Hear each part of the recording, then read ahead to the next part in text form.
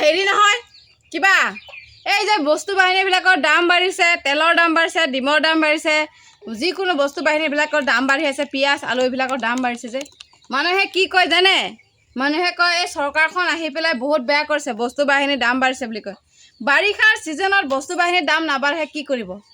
খেতিয়কজনে খেতি কৰোঁতে পানী ভৰপূৰ হৈ যায়, খেতিয়কজনে খেতিখিনি নষ্ট হৈ যায়, যিখিনি থোপাই কচাই থয় সেইখিনিতো বিক্ৰী কৰিব লাগিবই। সেইটো কাৰণে বস্তুবিলাক মানুহে বুজি নাপায়, উল্টা চৰকাৰক দুখ দিয়ে।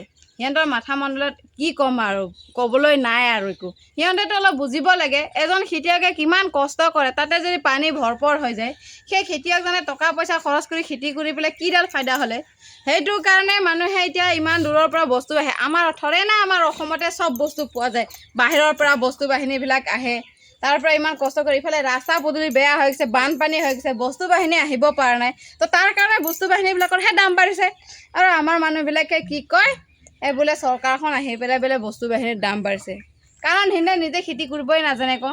আমাৰ মানুহবিলাকৰ সেইকাৰণেতো উন্নতি নাই, খেতি নকৰে, লোকৰ ওপৰতে ভৰসা কৰে, চব বস্তু ভাবে টকাৰে কিনিব পাৰোঁ, সেইকাৰণে নিজেও অকণ খেতি কৰি উপাৰ্জন কৰি খাব লাগে। বাহিৰৰ মানুহবিলাকে এইয়া ইফালে ইমান ধুনীয়াকৈ ৰাজস্থান, ইমান ধুনীয়াকৈ ইফালে ইমান ধুনীয়া ধুনীয়া খেতি কৰে, চবটো সিহঁতে নিজে গৰু সৰুৱা খাদ্য খায়, আমাৰ মানুহবিলাকে একোৱেই নাখায়।